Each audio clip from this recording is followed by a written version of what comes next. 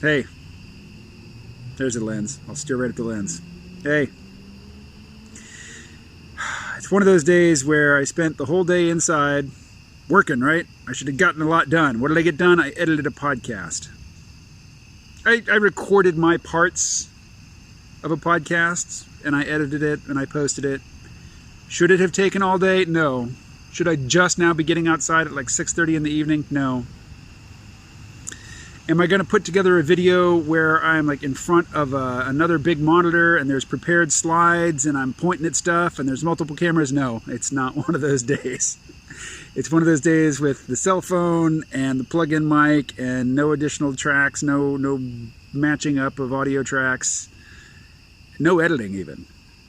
It's just me and the phone and the crickets and the nice day, end of the day. Today I was reading around, you know, because in the videos that I've done about the absent superpower, the shale revolution, and the world without America by Peter Zeihan. Wow, I've got the whole thing memorized now. The title, that is. You know, I listened to this audiobook. I enjoyed it. I listened to a few talks by the guy. I enjoyed him. Certain things he repeated often enough that I remembered them and I could say them in front of a camera, and there's a couple videos. Some people really liked him, thought the stuff was interesting. I thought it was interesting. I'm not committed to it. It's not my new worldview, but it was interesting enough, you know, and enough of it stuck that I could talk about it in front of a camera for a few minutes.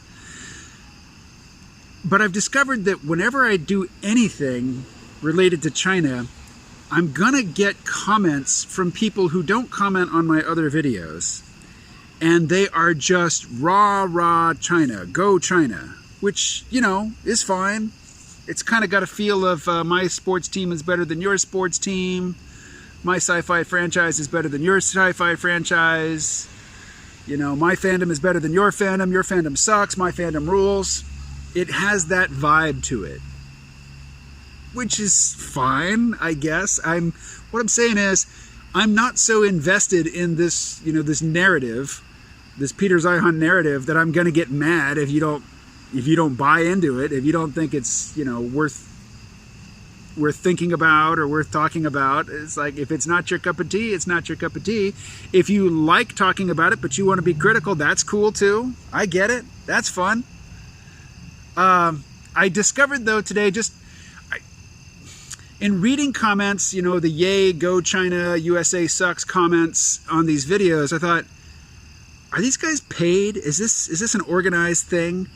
And I just started, you know, looking around, and I discovered the 50 Cent Nation meme, or the 50 Cent Army. The idea that there is this army of people who are just battling on social media on behalf of the Chinese Communist Party and their official line and point of view.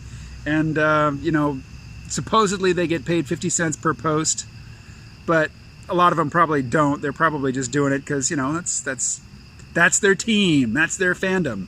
You know, that's their franchise. The CCP is their franchise, and they're going to battle for it online, just like somebody else might battle for Star Trek Discovery and say, Star Trek The Next Generation sucked. Discovery it's where it's at. You know, I'm more emotionally invested in the whole old Star Trek versus new Star Trek than I am in the whole USA versus China thing. The USA versus China, or the West versus China, or the rise of China, or communism versus the West, whatever. That stuff is so big. It is such a big canvas, and my life is such a tiny little piece of that great big canvas that I'm not all that invested in the big canvas, not emotionally anyway. It's interesting to think about. Interesting enough that I'll talk about it in front of a camera, put videos up online, but you're not hitting any kind of vulnerable spot. Not like these mosquitoes. These mosquitoes are really hitting a vulnerable spot. So this video is over. Talk to you tomorrow.